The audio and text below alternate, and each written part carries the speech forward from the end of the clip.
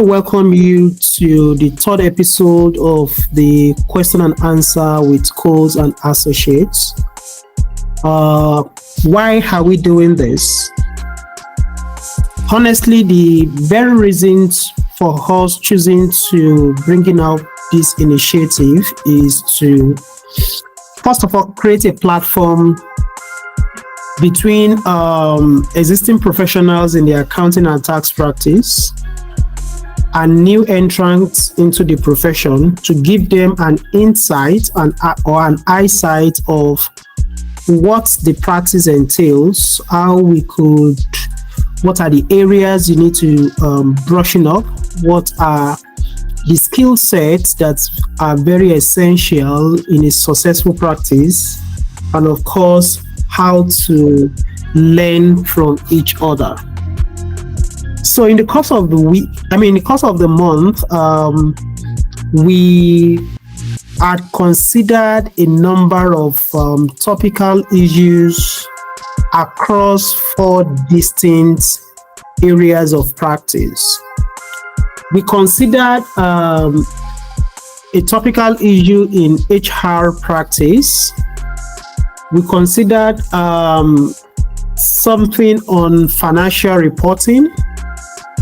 We look at a topic of interest in tax practice, and also we considered something very cogent in audit practice.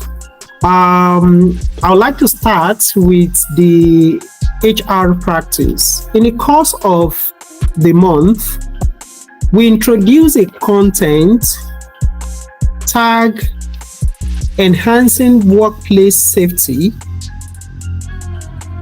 We decide to deploy a strategic approach to this, enlightening the audience about what their role should be. When I mean audience, I mean employers and employees. What are their roles? How do we ensure workplace safety? So join me in discussing this. It's my colleague by name, Vanessa Martins. Vanessa, I hope you are there. The audience would like to meet you once again. Okay, thank you so much, sir. Good evening, everybody. My name is Vanessa Martins. As Cole has actually said, this month we actually spoke about workplace safety, employee trainings on risk awareness and its mitigation strategies. So first of all, we'll be talking about what risk awareness is. Risk awareness is the ability to actually spot threats or potential hazards within the workplace or within an organization. Okay, some of the workplace hazards that we actually know, like the physical ones that we can actually deduce are maybe fall from slippery places, maybe if you're in the toilet and there are maybe water everywhere, it can actually lead to risk in the organization. So that is one of some of the common hazards that we have in the organization. Another one is machinery malfunction that can actually cause hazards in the organization. Another risk that can cause hazard in the organization is poorly maintained electrical appliances. It can actually cause hazards in the organization. Another one, through not replaced maybe appliances or naked wires, it can actually cause hazards in the organization. So all these ones that I've actually mentioned are like the physical ones that can be seen. So we have other ones that can actually cause physical damages to the body, but it cannot be seen, such as maybe neck pain. Neck pain is also one hazard that can be spotted in an organization on the employee. We can also have maybe wrist or elbow injuries, shoulder pains, and all that. So as employees, we need to understand all these hazards in order for it not to maybe in order for it not to escalate or something like that. So with thorough and in-depth training from maybe from the right authorities or from the right channel, you employees can be able to curb all this risk associated in the offices. And not only that, through personal development, reading through maybe online and all, you'll be able to navigate maybe areas whereby you are faced with such risk. So how do we keep yourself safe in the offices to avoid such risk from occurring? Number one Martin, is hold on. Before we go there, let's put a little bit structure around this. You've mentioned and actually introduced what we meant by workplace safety, right? Let me put this to you. Who actually has the primary responsibility of creating a very safe environment for work? Okay, so technically, a maintenance officer is actually in charge of creating work safety, and also the HR in terms of training and all. So the basic training is from the HR, but to ensure such safety is a maintenance officer. All right, so I will be, in the course of this our conversation, we'll be trying to benchmarking two different countries. What happens in Nigeria vis-a-vis our peer countries? It is very evident in the UK here that the employer is primarily responsible for ensuring a very safe work environment. What is the experience or the culture like in Nigeria, in your own opinion? Who would you think has that particular primary responsibility? Okay, as you have said, sir, it's actually the employer. The employer is actually in charge of ensuring the safety of every employee in an organization. So technically speaking, is the employer, but if we could break it down, I'll still say there's a maintenance officer that is actually in charge of that position. Okay, I get that. The employer has to use a dedicated officer to channel compliances with that. Is that what you mean? Yes, sir. Thank you very much. Then I understand that there are some risks that people within the work environment may likely be exposed to. As you rightly said, some of them are infrastructural, some of them could even be occupational. For example, in your wordings, if in the course of the work I'm exposed to using computer every now and then, there are some risks that comes to that. But there are some risks that are personal by virtue of the lifestyle that people live. Can you shed more light on that and how that can be, what danger that could expose to if not well managed, and how that can be managed?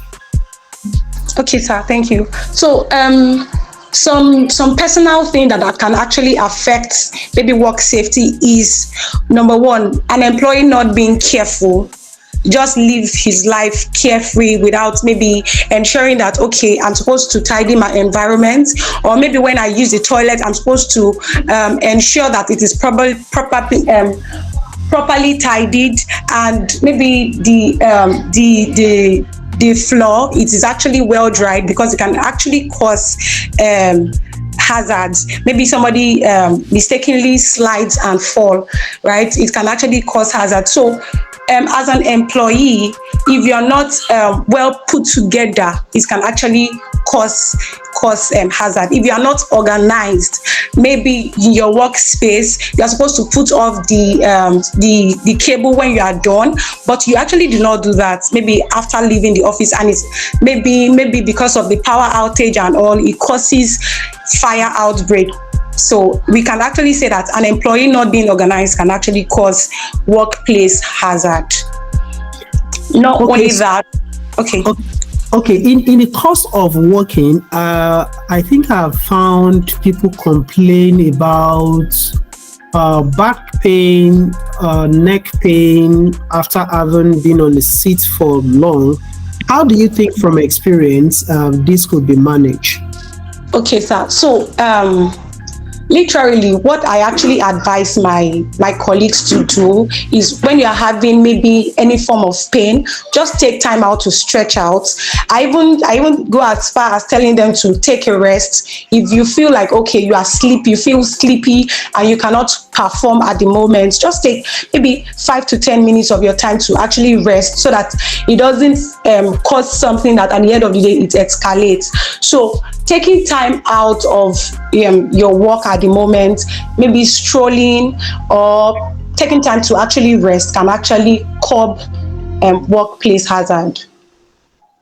Okay, thank you very much. I would like to come back to you, but let me quickly also introduce one of our next associates on this, who will be speaking relating to taxation. In the course of the month, we had a content relating to tax, which we tag managing tax audits in Nigeria. To join me to speaking on that, it's Adeleke Ekwebinuade. Is that correct, sir? Yes. Ekwebinuade Adeleke, sir. All right. Good to have you. Our audience would like to know, we've been hearing of tax. Which one is tax audit again? What does it mean briefly? Yes, so that's why we're here today, to explain what we mean by tax, then tax audits, the tax administrator. So by the end of our discussion today, we'll be able to answer some questions like, okay, who administers tax in Nigeria? Where the tax administrators get their power from? What does it mean to evade or avoid tax? What is desk review? What is tax audit? What is tax investigation and all? So, moving into this quickly, I would like to start with explaining what tax is in the first place. So, tax is like a compulsory payment of money by individuals, businesses, on transactions and income that they earn from the day-to-day activities being done within the country. And this tax is imposed by the government of the country in order to provide social amenities and to carry out projects within the country. So the government take tax as a serious business because based on reports, even last year, the FIRS reported generation of about 12.37 trillion naira generating from tax from citizens and businesses in Nigeria. So I've explained what tax is now. So and I've said that it's the government that is collecting it. But how do they do this? Yeah, hold on for that. Before we go in depthly into all the other technical issues there, just to put our audience in the right perspective, you've defined what tax is.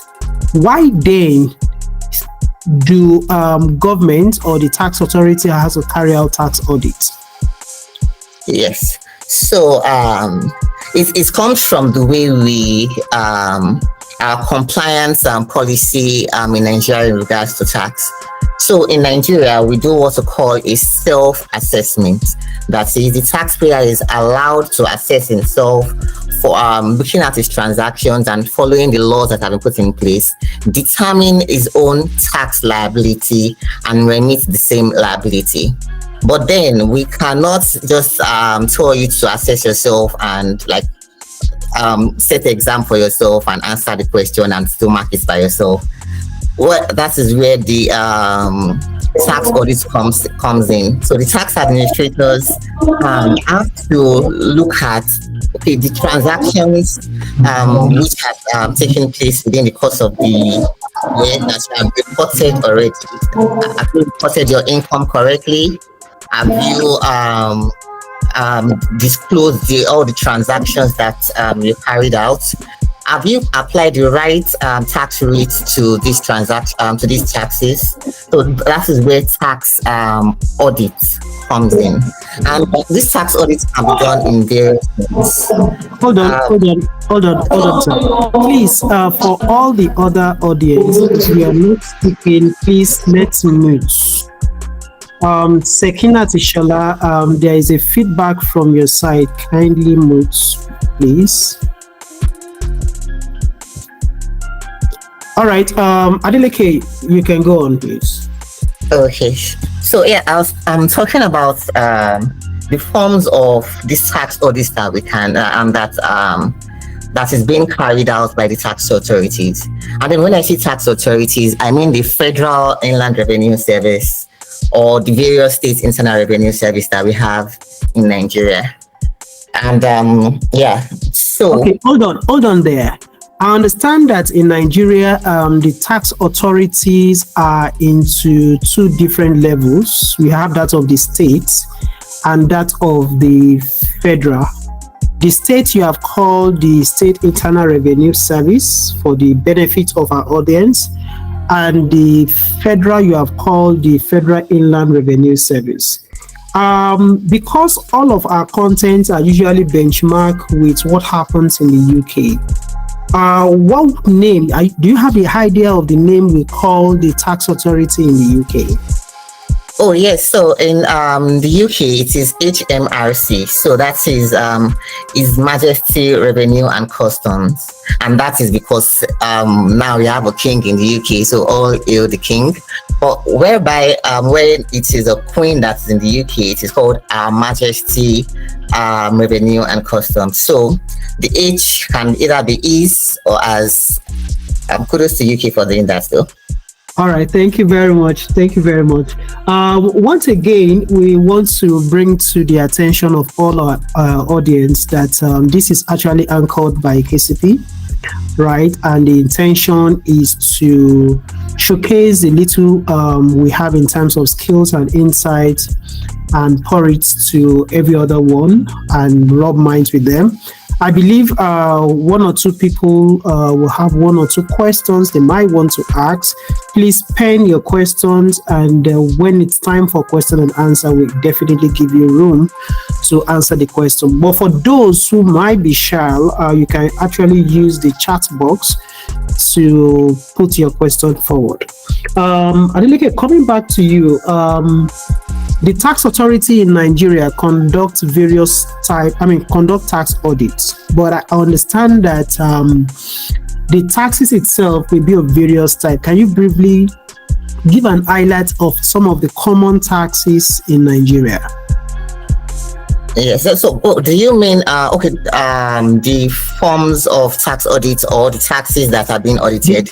The taxes itself that are being audited in Nigeria. Okay. So in Nigeria, we have the company income tax, we have the personal income tax, we have the value-added tax, the withholding tax, which is not a tax per se, it's just an advance payment of tax. We have the stamp duty, and various other taxes in Nigeria. Okay, thank you very much. Before we give room for others to ask their pertinent question, there is this usual term that people often mix together. What do you think is the difference between when you say tax station and a tax haven? What does it mean? Okay.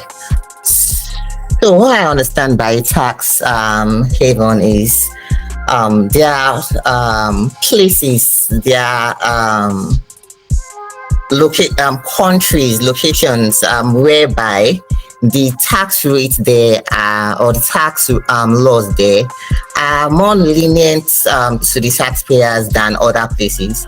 So we have countries where the tax rates are very low in comparison to other countries.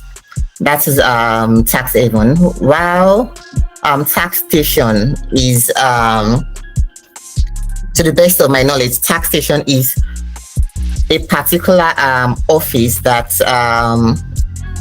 where you pay your where is your tax is being assessed from. All right.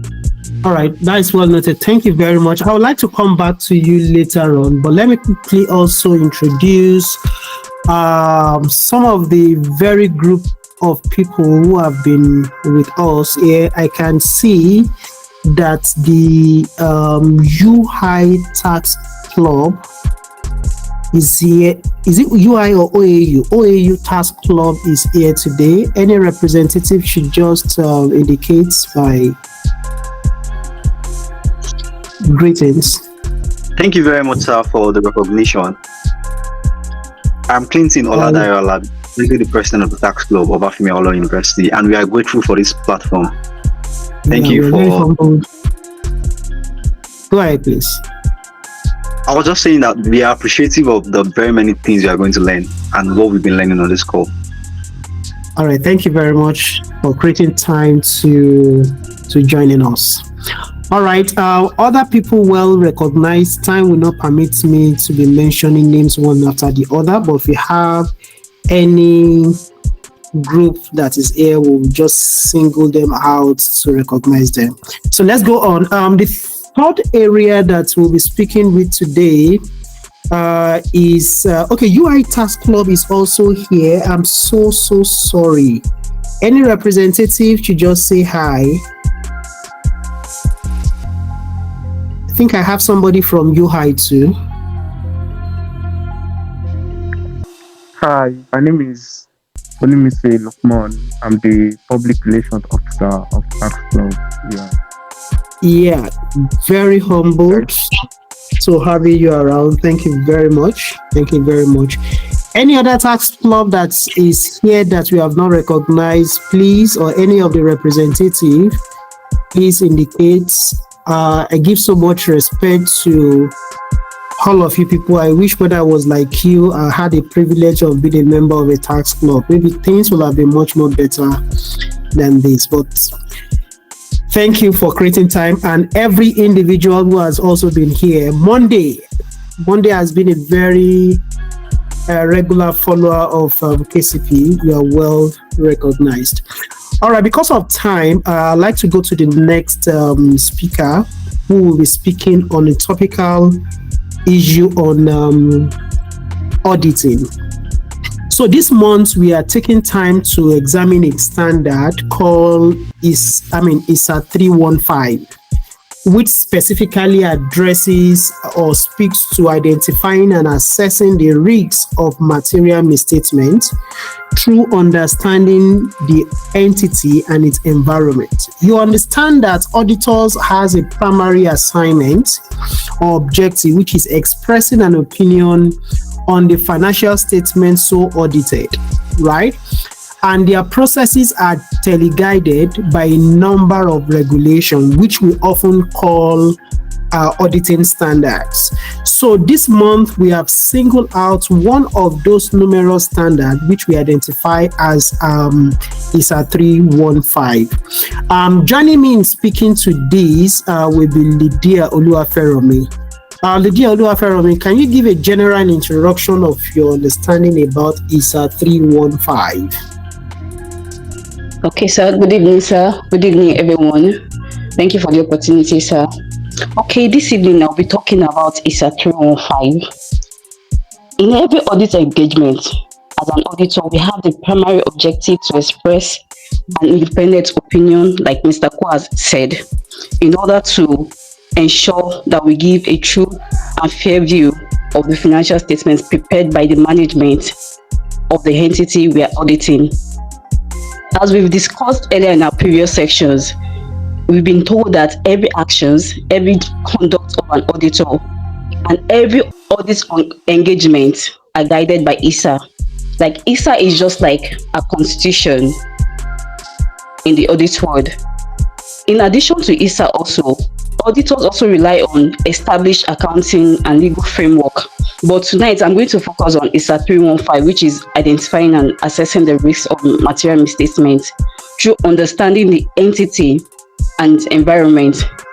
Okay, like I've said, in every audit engagement, there's a potential risk in the process leading to the preparation of the financial statements. As we all know, it is not the responsibility of an auditor to prepare financial statements for the client or to design and implement internal control. That is not our job as an auditor. And in order to identify and assess this risk of material misstatement as an auditor or an intending auditor, we have to understand the client's entity.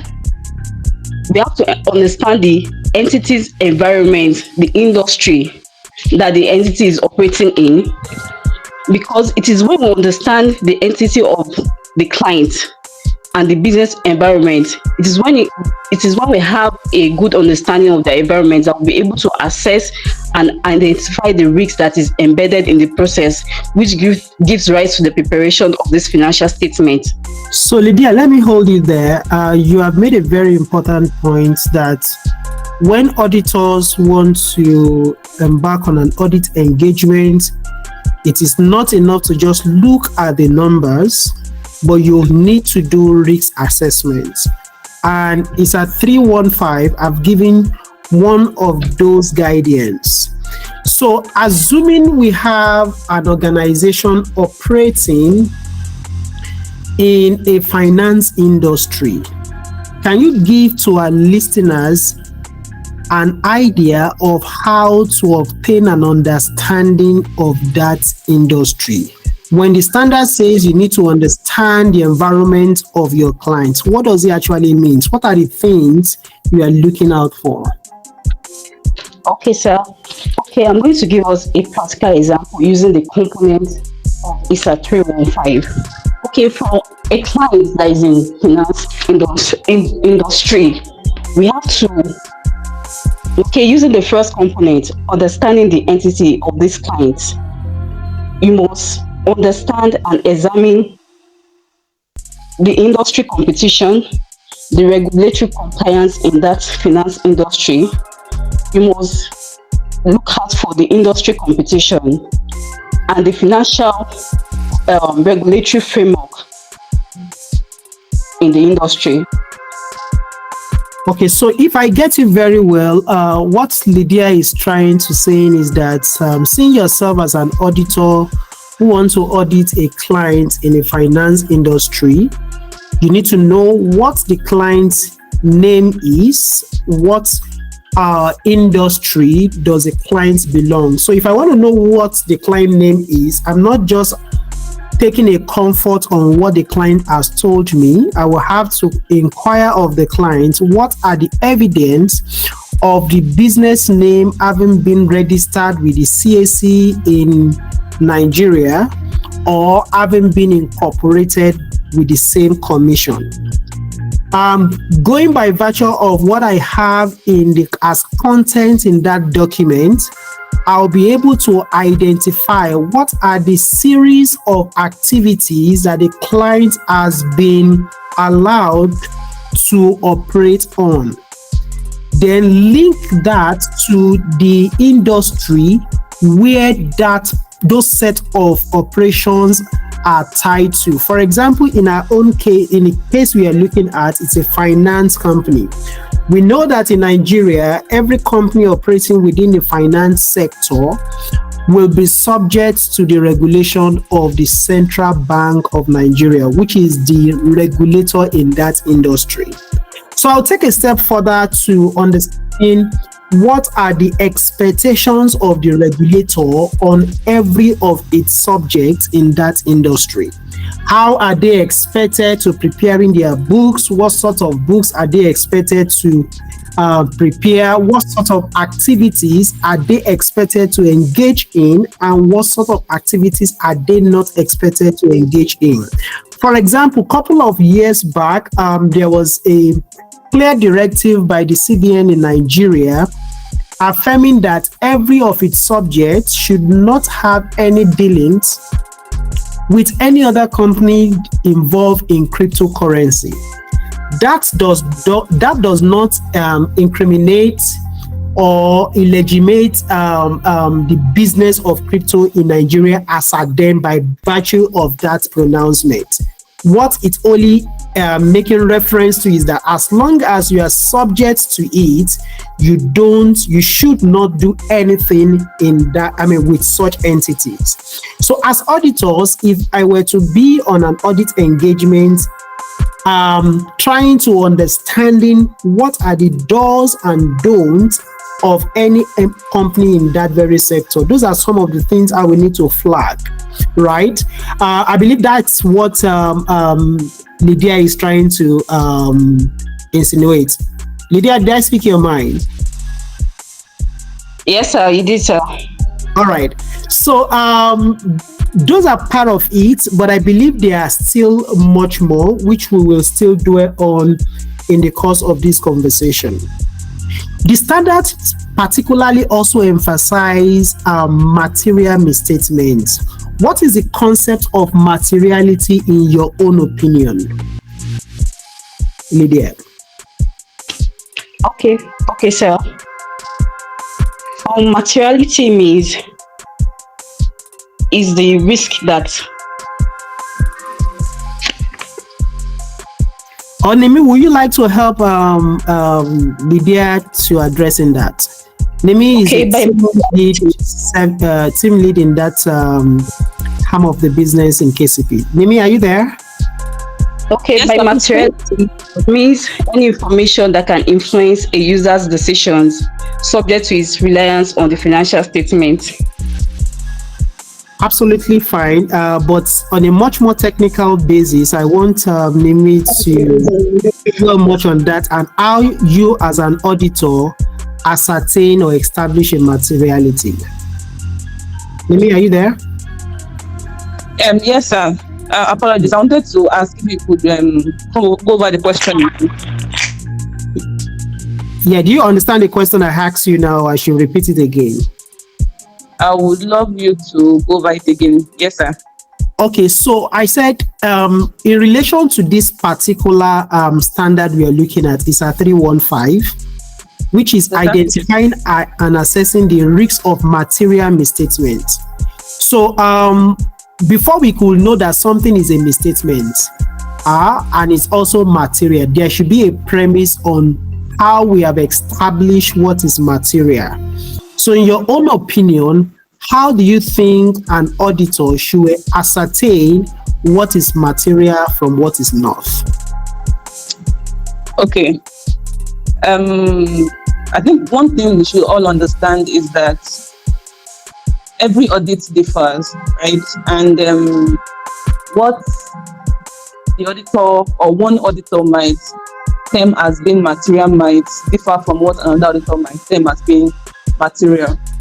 And materiality is a very subjective thing, but based on the industry or the business operation of the particular client that you are currently auditing and the assertions that has been stated or presented in the financial statement given by the client, that would help us to better understand areas that are material to that business. For example, if we are looking at a loan lending company, for example, you know that the major operation that client is into is giving out loans.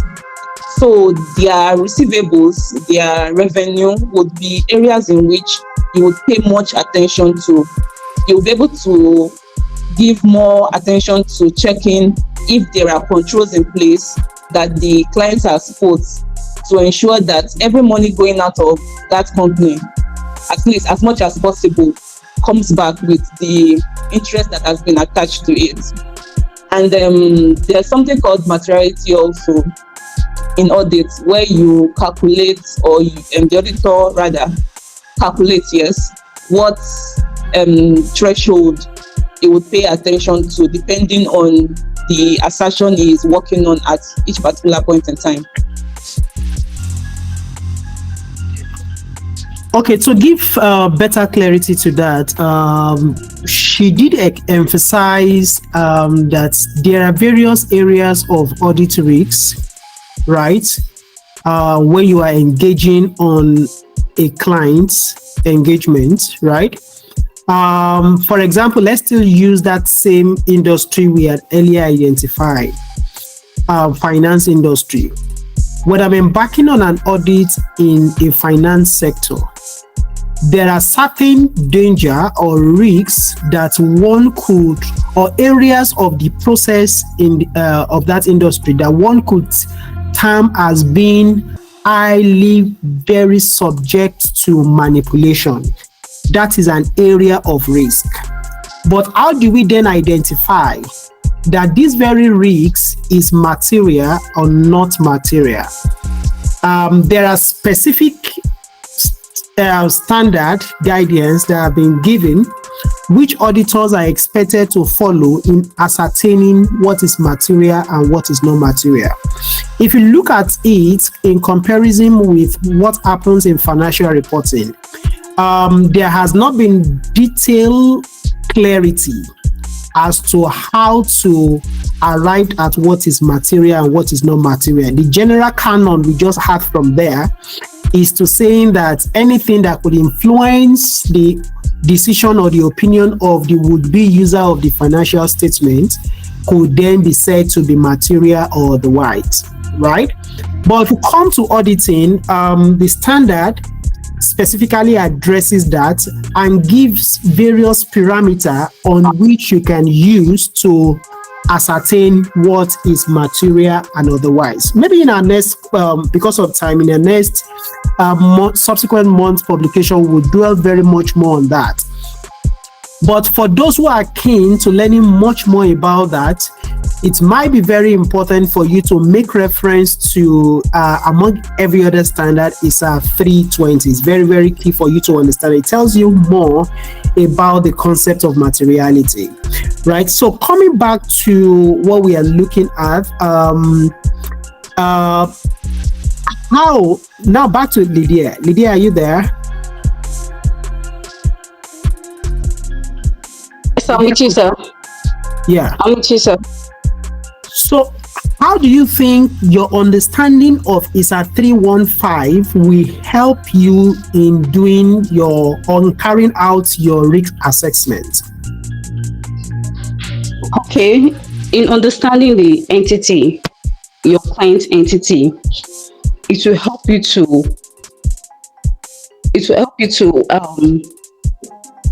bring the right audit team on board. That's the most important thing. It will help you to know the areas of weakness of the client and to be able to give adequate recommendation when necessary. All right, thank you very much. I believe Hazim is also here. It's one of the audit team too. We will have one or two things to give us a recap to all the conversation we've had on auditing. Lekon, are you there?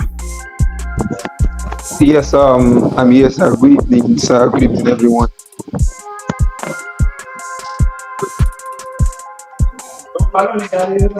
Yeah, what can you tell our listeners about ISA 315? Okay, so ISA 315, as earlier explained by Lydia, majorly ISA 315 is about the responsibility of the auditor in identifying and assessing the risk of material misstatement. So the major thing is what then is the risk that we are referring to here, as the risk in auditing is quite different from risk, although it have a similar understanding. So when we talk about risk in auditing, we actually refer to the likelihood that the quantitative and the qualitative information presented in the financial statement does not represent the reality. So basically, we are talking about those things that could make the financial statement, that is financial statement, not represent the reality.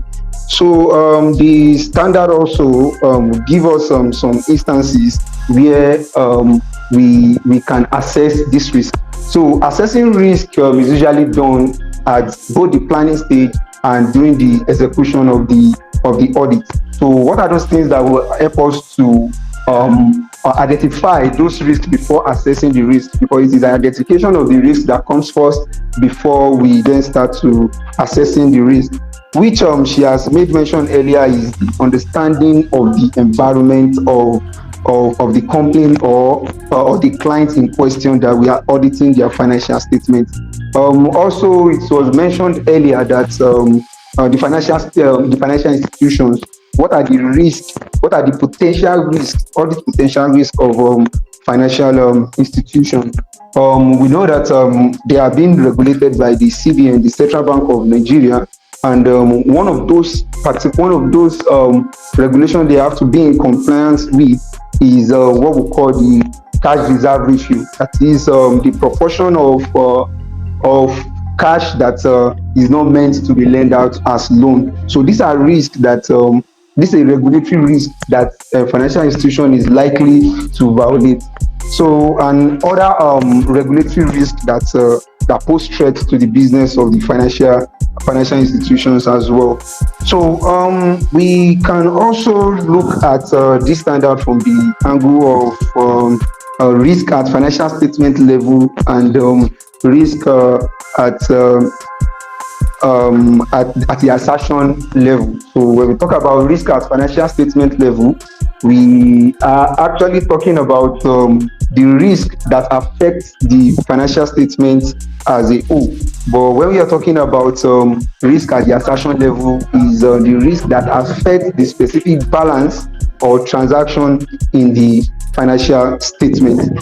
So many of us here who are accounting personnel or internal control personnel will have been wondering why auditor usually requests for these documents and request for such information.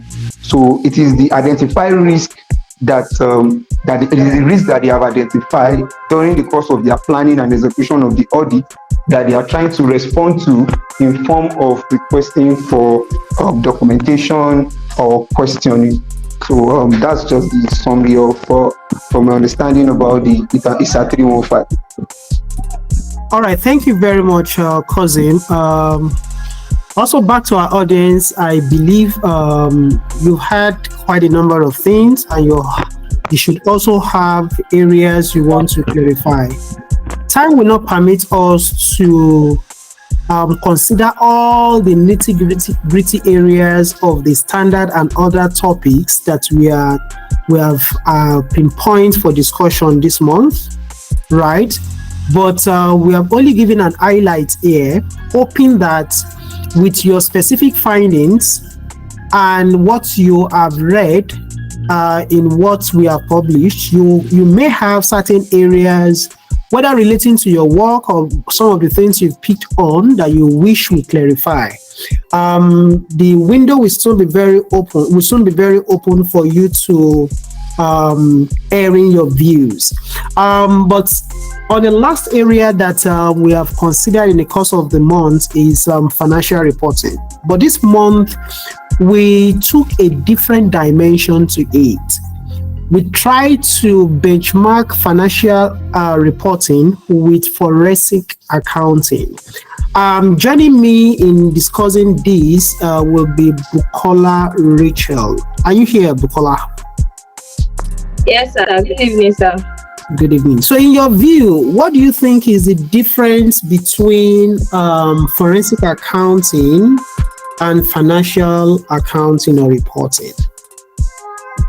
Okay. Good evening, sir. Good evening, everybody. Like we all know, financial accounting is the act of business reporting, focusing on the presentation and preparation of financial statements to external stakeholders, such as our investors, our creditors, and regulatory authorities. So, but forensic accounting are often called upon to investigate allegations of fraud. Financial accounting is for preparation and presentation, while forensic is called upon to investigate any fraudulent embezzlement and financial crime, particularly legal process or disputes. Oh, interesting. That is a very interesting one. So those who specialize in the aspect of forensic accounting are called the forensic accountant. Is that correct? Yes, sir. Okay, but if you are a financial accountant what is the major standard that guides your practice in the space of accounting? Okay, for our financial accounting, we have the IFRS, which is the International Financial Reporting Standard. And we have GAAP, which is the US GAAP, which the US make use of. But in Nigeria and some other countries, we make use of the IFRS. We make use of the IAS. Okay. Does it really mean that in Nigeria we don't have what we call the GAAP, GAAP? We do, but we make use of more. We make use of the IFRS more and the IAS. All right. So let me put better clarity to that. I think we've said this in one of our past episodes, trying to decipher what GAAP actually is.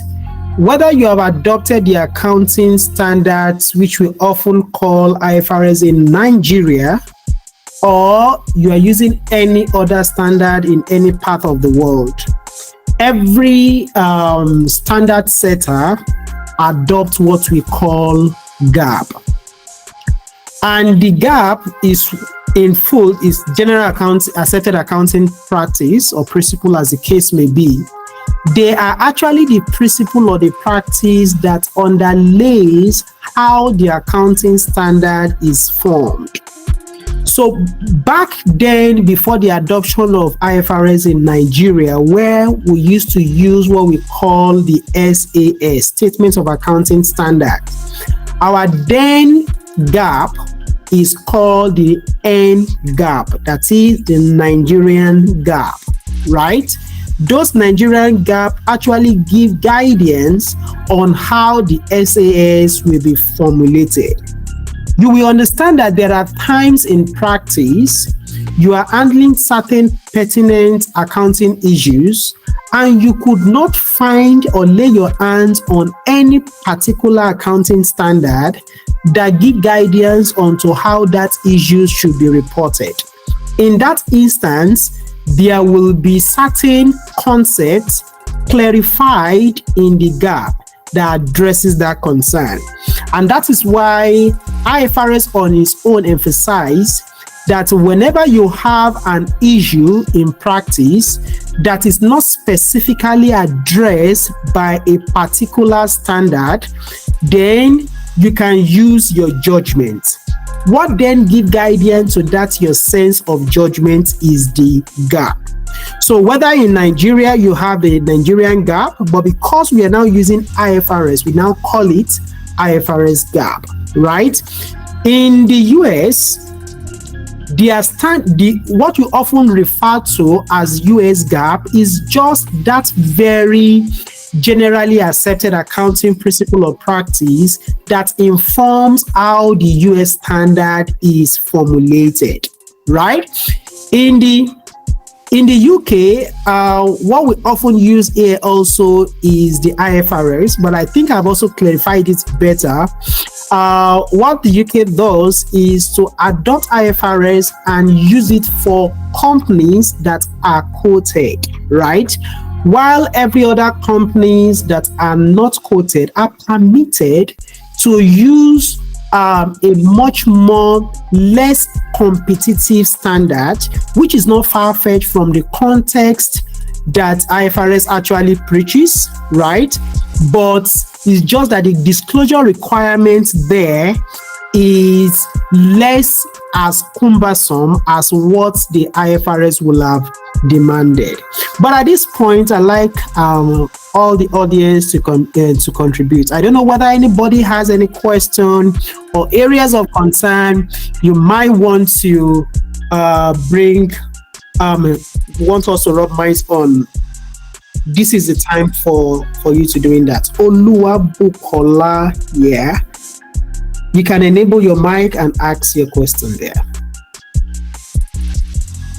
Okay, thank you very much, Mr. Cole. Good evening, everyone, sirs and mass, and members of the audience. So my question is for Ghost. My name is Oluwabukola, a member of UI Task Club. So my question goes to Mr. Adeleke. He said we are using the UK as a yardstick for Nigeria as a measurement of tax. So I would like to ask that why is that so? Considering the institutional and social economic situation in Nigeria, why are we using the UK as a yardstick for measuring the tax? And for Ms. Vanessa, so I would like to ask, ma'am, what is the best communication style for a company? For the company and the employees, so what is the best communication style an organization can adopt? Thank you very much. Confirm if you can hear me now.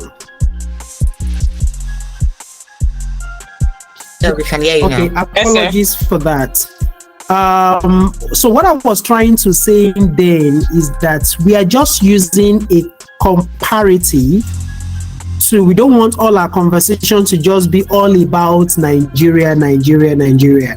So that's why you often hear that any issue we are discussing, we just give a tip of an iceberg of its happening in the UK. Another very cogent reason why that is done is that intentionally we have observed a lot of people who are who are actually moving out of Nigeria to the UK.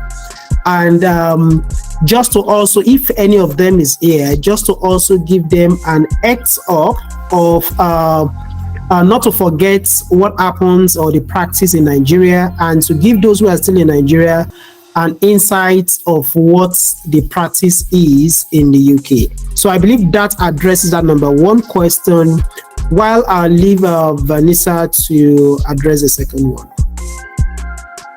Okay, thank you for the question. In my opinion, the best style of communication is the assertive kind of communication. So what do we mean by assertive style of communication? Assertiveness is the ability to actually communicate or to state your opinion or needs in a direct and respectful manner. So you do not sound aggressive, you do not sound authoritative. So while being assertive, you have to be confident in your communication, you have to be clear, you have to state your opinions clearly, and it has to be in a controlled manner. So you have to actually watch your tone, your manner, your body language while communicating. So assertive communication is the best style of communication in a workplace or in an organization. Thank you very much, but I believe the Bukola still have a question to ask. Bukola, you have the floor. Okay, thank you very much, Mr. Cole and Miss Vanessa. So Miss Vanessa and she made mention of doing the workplace. I tuned in late, but I had saying something about workplace evaluation and giving employees like breaks in between when they are working. So I would like to ask that these employees, like, do they take advantage of this minute that you give them to like take? I know it's like it's acceptable to give employees spaces when working, but do they not take advantage of it? And how are you going to how are you going to like take a measure, maybe like reducing, not to like employees not taking advantage of this opportunity that is being given to them? Yes, thank you very much. Thank you so much, Bukola, for that question. First of all, for an employee not to take advantage of benefits given, like taking a rest, taking work, number one, you have to ensure that in the sense of proper communication, you have to let them know that, okay, this is the policy set in place in the organization regarding this and this.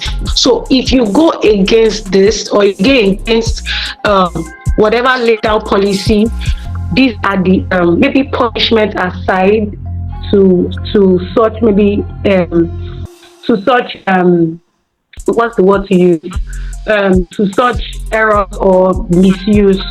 So you have to actually speak to them, be open-minded with your employees, let them know, okay, these are the policy in place regarding maybe risk awareness or taking a break or maybe any policy. Just let them know that these are.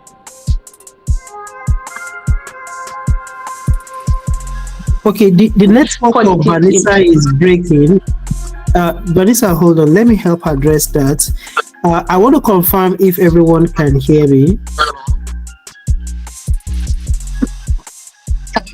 Can you all hear me? Yes, we can. Okay. That's The point Vanessa is trying to make in is that the approaches to this differs from companies to companies. But you will agree with me that a lot of dynamism is being applied into business management now, right? Attention is being driven away from, I'm working 9 to 5, and the moment I fulfill the time requirements of 9 to 5, then I will head home, right? Attention is being taken away from there to what tangible contribution you can actually do. A lot of companies are even doing remote working now. So if you are particular about, does the staff have a break or not, right? What then happens if they are working remotely? So what employers and businesses are much more concerned with now is there are certain targets that have been given in a day, right? At the end of that day, whether you do it, you achieve it in 1 hour, 2 hours, or 5 hours, very little or no concern is placed on that. But did you deliver on what is expected of you? But there are some businesses that the mode of work can never be remote. For those set of businesses, everyone has to assemble together. So, but even at that, there are expectations expected of every individual in a day.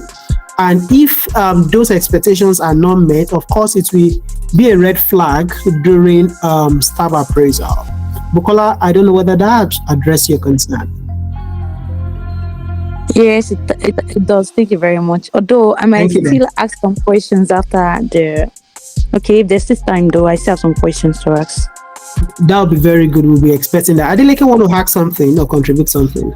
Oh yes. So regarding Oluwabukola's question, so I just want to share from my own experience. So the organizational culture and values also help this employee to know what to do and when to do it. KCP, for example, now we value empathy as one of our values in the organization, which Vanessa spoke about. That okay, yes, you can take a rest for 10 minutes and get yourself together. And at the same time, one of the core values of KCP is also timeliness. In contrast, so which means you have to deliver your deliverables at the appropriate time. So what the organizational culture and what they value also, and once the employees can adopt that and make it their own, it also contributes in not taking advantage of such lenience that has been given by the organization. So I just want to add my own personal experience to that to give your question a perspective. All right, thank you very much, Adeleke. I don't know whether anyone still have any question, but while we await that, don't forget this is anchored by KCP, and it is just a platform to give everybody the opportunity to rub minds. There could be some things about the practice that you have forgotten to bring it to your attention. Time may not permit us to address all the areas, but those areas that we have pinpointed, and I would believe you should make more research on it if it's of interest to you, and especially when it relates to your work. And if you still have anything that still look cloudy or very much unclear, feel free to reach out to us even after this section. We gladly will be of help. Any question from any other person based on all that we have discussed thus far? We've discussed a number of things. Bukola, back to you, okay?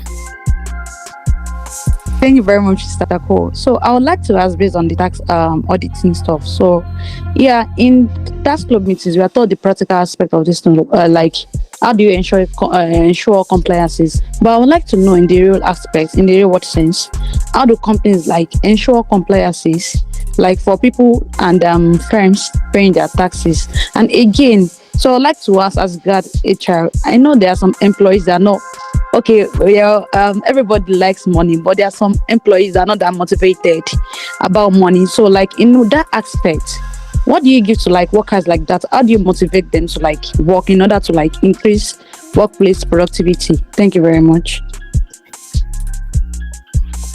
Adeleke, over to you on the very first one. Okay, so you said how do we ensure compliance to tax? So that is where the tax audit comes in. Authority has been given to the tax administrators to ensure that companies comply with the various tax laws that we have in place. So after the self-assessment has been done, there's what we call desk review, where the tax authority reviews this filing, this computation, this assessment that you've done for yourself to see the accuracy and the completeness of this tax of this self-assessment you've done, and see how accurate it is, to know whether there will be an additional assessment to what you've done or not. Apart from the desk review, which is done from the tax office, we also have the back duty. It's also that is where the tax authorities come into the organization and ask questions, ask for documents to back up claims by the companies, and then just like they can give additional assessment during the desk review, it can also be done during the back duty audit. And we can still go further. It still goes further to tax investigation, where the tax authority can carry out a proper investigation and prosecution of companies that do not comply, that intentionally hide their returns, the profits that they make. They hide the transactions in order to evade tax. The tax authority has the power to also prosecute them after carrying out a proper tax investigation. Access to all the documents that is required has been given to the tax authority in the Nigerian law, in the law governing all these various taxes. Like the company income tax, now we have the Company Income Tax Act that states the tax rates, how tax should be computed, and everything. So once compliance is not done, it is the duty of the tax administrators, of the tax authorities, in the federal level of the FIRS, and in the state level, Lagos State, for example, LIRS, to audit the accounts and ensure that they have complied with all the provision of the tax law, and also enforce remittance in such manner. Have I answered your question, Oluwabukola?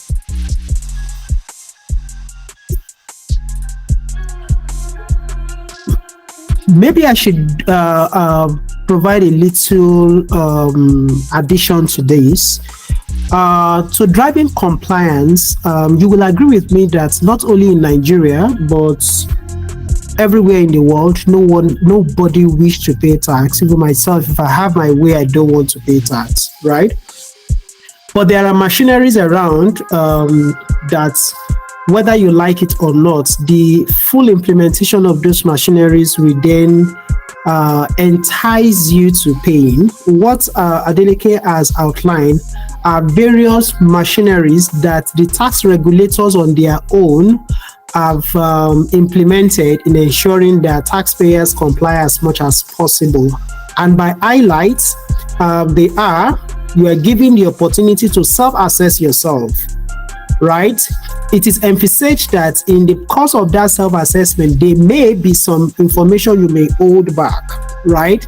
So checkmating that, what you have self-assessed, they will check for adequacy and raise additional assessment where found disputable. That is what we call a desk review. And that could be taken further, where the tax authority will then visit the taxpayer in its various business place, and a much more complicated one, which is a tax investigation. That one only occur where there is an evidence of fraud or deliberate frustration of the tax authority's duties. But on the side of the tax consultant, what do we do as a firm to our clients to encourage them to pay in as much as possible? One of the things we do is a simplified version of what you are enjoying. We enlighten our clients as much as possible because we believe the more enlightened they are, the more easier for us to encourage them to do the right thing. Right. In addition to that enlightenment, we check their books. We advise them on what they need to do to be tax compliant, what advantages comes with tax compliance, and take note: compliance does not start after transactions has been completed. It starts before you even begin the whole process. So we do an advisory looking at the whole processes of their transactions or their operations at the beginning of the year and advising them on how to be tax compliant. Being tax compliant doesn't mean you should pay what ordinarily you should have legally avoided. So we do tax planning around their processes. What are the incentives in a tax law that legitimately they could take advantage of, right? And that's complemented with, during the year, we come back again to do what we call a tax health check at every interval, just to be double sure that what we have rightly implemented or suggested to them at the beginning of the period is still being strictly adhered to, and that then dovetails towards the end of the year or when various checkmating process comes from the various tax authority. I want to believe that addresses your concern. If you still have any other question, please do not hesitate to either signify or drop the question in the chat box. Vanessa, over to you to address the second HR related question. Okay. Adebukola, please, can you rephrase your question or come again, please? Okay, ma. My question was that in relation to employees, another motivate.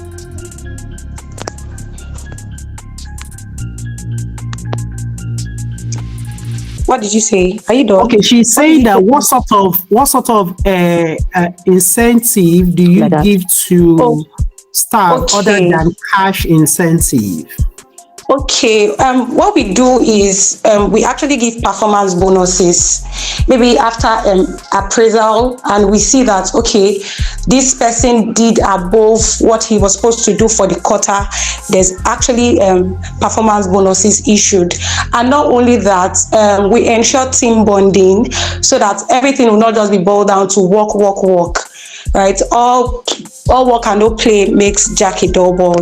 So we instigate team bonding. We go out, have fun as an organization, and not only that, we ensure that there are gifts. We award also, maybe during the end of the year, after everything, we have our dinner and award night to actually award those that have actually done right or more than expected. We also do that. And one thing we also do as an organization to actually drive people is we celebrate those that have hit maybe a milestone with the organization. We actually do that as well. Thank you. All right, so on a much more management level, there is no better way to appreciating anyone. We try as much as possible as human to quantify or monetize those appreciations. But what I could advise anyone who asks me that question is to first of all understand your team, understand your staff. What is most important to to each person? Some people, they prefer everything to be monetized. Some people, they want you to give them more responsibility, more challenging roles. If they have surpassed and achieved a milestone, some people prefer that if you give them additional exposure, more engaging than what they have previously handled, it could be more motivating. Creating a very competitive environment is also one. Giving them an opportunity to have exposure beyond the regular work is could also be very motivating. That's in addition to all those adversarials that HR personnel will have advised. Then this platform that we also showcase is a way to actually appreciate our team, those who have been doing exceptionally well, giving them an opportunity to actually beyond the four corners of the office to show to the world and their peers that they are being trained well, they are doing everything they are doing well, and they can showcase what they have. But there are no perfect way to appreciate people. I believe that addressed your question, Bukola. If she's still here, yeah, I think she's still around. Yeah. Yes. Thank you very much, Anma. Thank you. It appears the question has just been coming from Bukola alone. What happens? Do we assume that everybody has taken everything we've discussed thus far without any question? Samuel Itakun, do you have any question for us? Monday Azuka, any question? We expect this to be more engaging. Okay, Bukola Abigail, there's a lot of Bukola today. It's good to have you. Bukola, you have the floor again. All right, good evening, sir. Good evening there. Someone mentioned tax station and tax haven. I didn't get what they meant by tax station, so I would like if they can retrace that meaning again, sir. Okay, that's good. Adeleke, would you like to take that up? Oh yes. So what I said about the tax station is that every organization is divided into various sectors, and the tax authority has also done this within their own assessments and broken it down. So your tax station is usually based on your location, and also the industry in which you fall in would most likely determine where your taxation falls in during your registration for tax purpose. Okay, so for more clarity, what he's trying to say is what constitutes a taxation and the criteria for taxation at FRS level may not necessarily be the same at the state level. So what FRS has done is to categorize various taxpayers into using definite criteria, which basically is in terms of their income or industry. So the closest tax offices that addresses the various tax concern of taxpayers that meet that criteria is called the tax station. So for example, if you say you have Ikeja MSTO is a tax station, every organization in that cadre will have to address all of their tax issues, making engagements with that very tax station. But if you look at the state level, they use various criteria.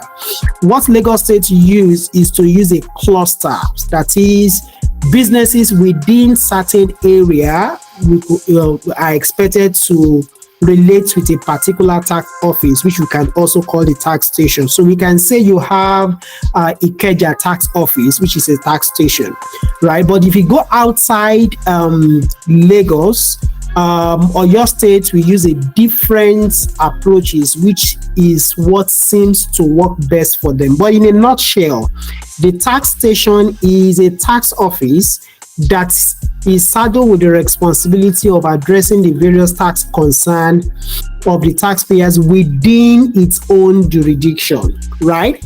But if you look at comparing that with the other expression, tax haven is not a tax station.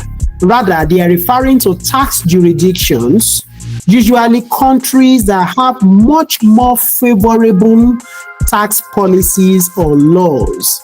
They are nations or tax jurisdictions that the exposure to tax in those countries are near to zero compared to countries like Nigeria, Ghana, and the likes. So one of the typical example of a tax haven is Cayman Island, Mauritius. A number of other tax havens are also there. So, Bukola Abigail, I believe that addresses your question. Yes, sir. Thank you very much, sir. All right. Any other question from anyone? Oh, Monday at last. Good to have you. Yes, sir. Good evening, sir. Good evening, evening. everyone. Good evening. My name is Dr. Kamonte. So my question is basically on the aspect of pension. So I have a friend of mine that works with a firm that I think for the past 6 months now, the company is yet to remit their pension. And I don't know, is there any professional way by which the person can speak to the HR or the management that is not seem like maybe the person is being disrespectful and something like that. So because though the person is also an accountant, so you understand the financial constraint of the firm, but it's also the person's money. So what can you advise in such scenario? Thank you. That is a tough one, Mr. Monday. That is Yes, a tough one. Yes, sir. Yeah. Okay. So, one thing that is very key in addressing that kind of concern is you have to be very subtle. Especially if you are the accountant, you definitely know the financial position of the company, right? There is no better way to doing that than politely engaging the management, especially where the accountant or the person concerned is not single out while other remittances were done. If it's not that case, if the pension of virtually every staff is still yet to be contributed, you have to engage with the management and possibly contribute by virtue of making financial planning. Where are they? Why have they not been able to pay? Right? If it is found out that it is not just that the company is not financially disposed to addressing that, then it can be flagged further. You can, in a much more extreme case, you might decide to engage in a lawyer. But there is this saying that is common in Africa that says that we don't come back from court and still become friends. So if your job is still there, you still want to continue to work there, I think one should use a much more subtle, polite way to engaging the management and letting them know why they have to do it. Bukola, yeah. Okay, so in accordance to what Mr. Monday said, so in this instance, okay, let's assume that the company is not financially buoyant. So what can the company do in order to retain the employees and not lose them? Because for every organization, the employees are the backbone. So in order to still maintain their productivity while considering their financial capacity, so what would you suggest the company do in that instance in order not to lose their employees? Okay, various things in practice that has always been done is when in the face of financial difficulty, some company may downsize. Some companies may say, rather than we downsizing, and we accept pay cuts. Some companies may say, okay, they may even change the terms of the contract of the staff, maybe from a full-time to a one-off engagement where their service will only be called when it is so required. But the prayers of every business, and I think every employee, is also to ensure that wherever we are working, we are not we don't find ourselves in such position, because it's always very, very ugly. It's always very, very ugly.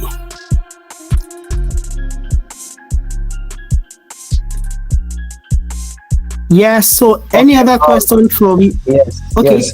So to portray the fact, so this person also discussed with me personally that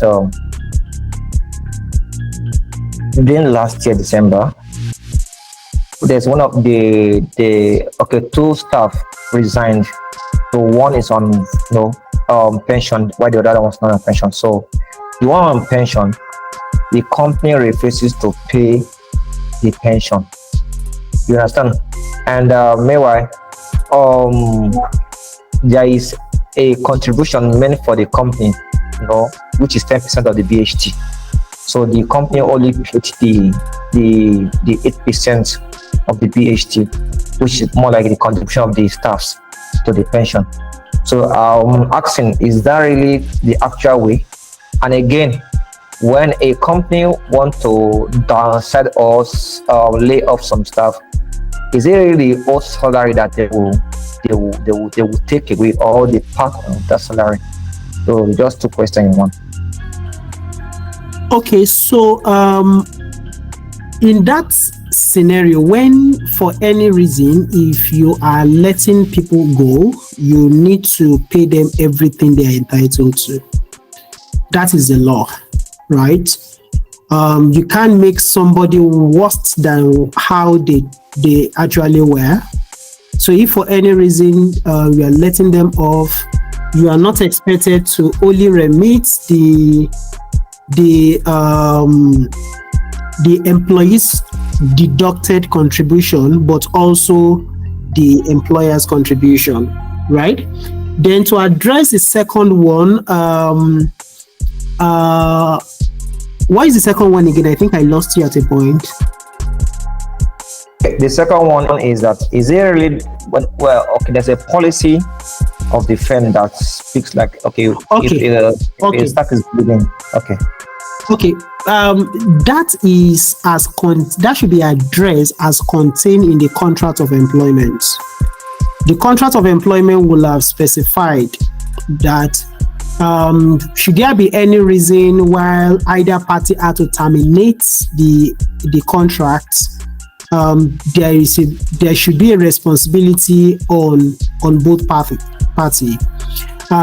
If the terms of the contract says that you are not entitled to anything, that may be because all that you have been entitled to has been paid to you.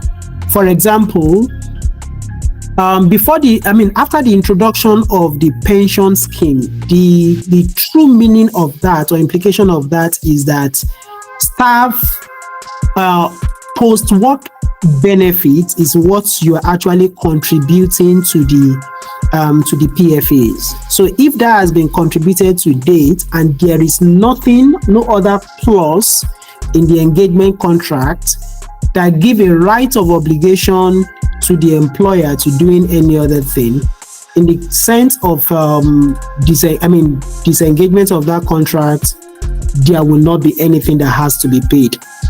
But before you can interpret that, you need to look at the content of that contract very well and be sure that all parties has fulfilled their path before enforcing the wordings of the contract. Is that clear, sir? Thank you, sir. Thank you. Yeah. All right. Any other question from anyone? We'll be wrapping up in another 5 minutes.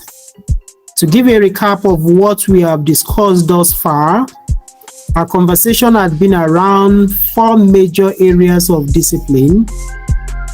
We have a conversation around workplace safety, which relates to what the HR arm of the business and advise our listeners. We encourage you to still take time out to reading some of these things, and you can also make contributions. We will encourage that from everyone.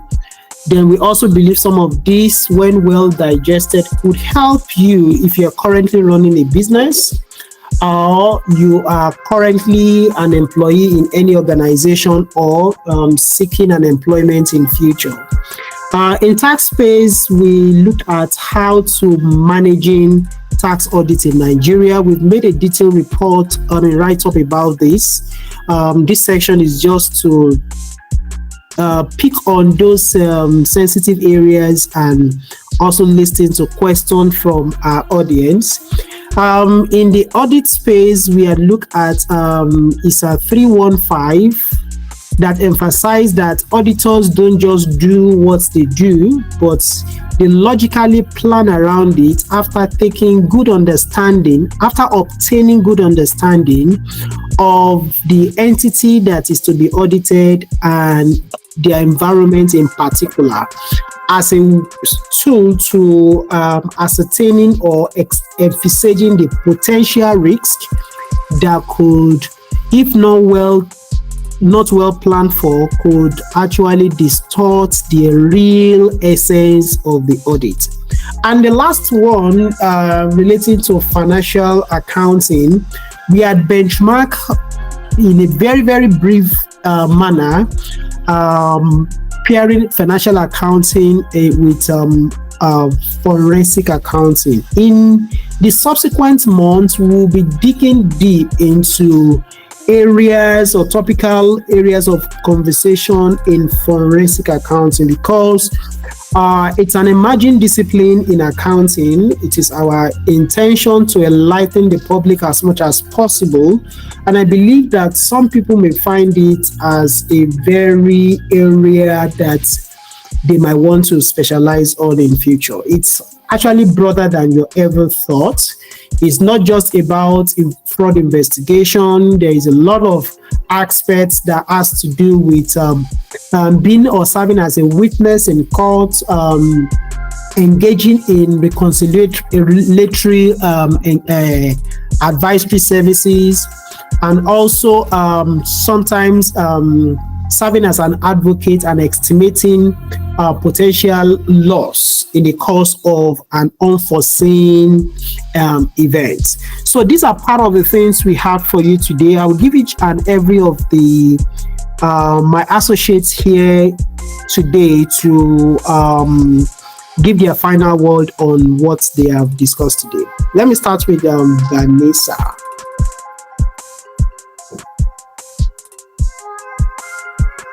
Vanessa, the final word or advice?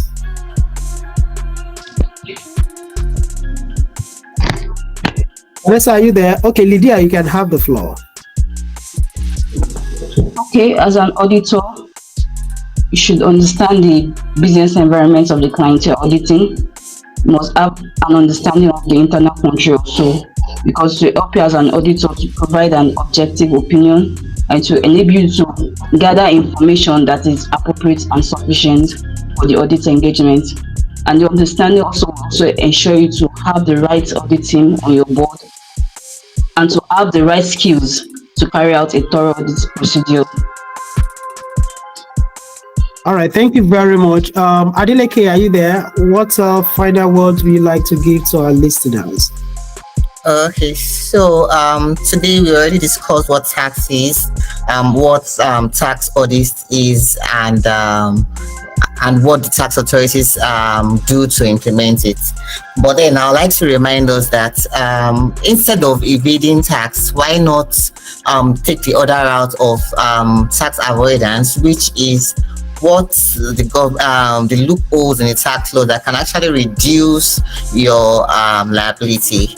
And then as people that operate business, you might not just know how to go about it, but then that is why we have the tax consultant that can put you through, and platform like this where you can ask questions in order to have a better understanding of the tax laws and how to go about it. So I would like to close on that note. Thank you very much, Adeleke. And Bukola, is Bukola still around? Bukola Rachel. Bukola Rachel, are you still there? Yes, sir. Okay, your final words to your audience, please. Okay, so my final word is both forensic and financial accounting, they play critical roles in ensuring the integrity and the reliability of the financial information. It's just for the proper presentation and information, and to make sure every fraudulent act on the account is well managed and well seen. Thank you very much. Vanessa, are you there now? Oh, okay. Thank you very much, everyone. Please, I'm sure you will be able to meet your expectation today. We'd like to get feedback from you on how we can do what we are doing better. But keep a date with us. Last Thursday of every month, we will always have this sort of conversation around various topical issues we will have discussed in the course of the month. Thank you for staying tuned. January, February, and here we are in March. I wish you a very wonderful experience to end in March with. Happy Easter to everyone in advance, and ensure that you keep safe even as you enjoy the holiday. Looking forward to seeing you in this time in April. Good night, everyone. Thank you very much for your time.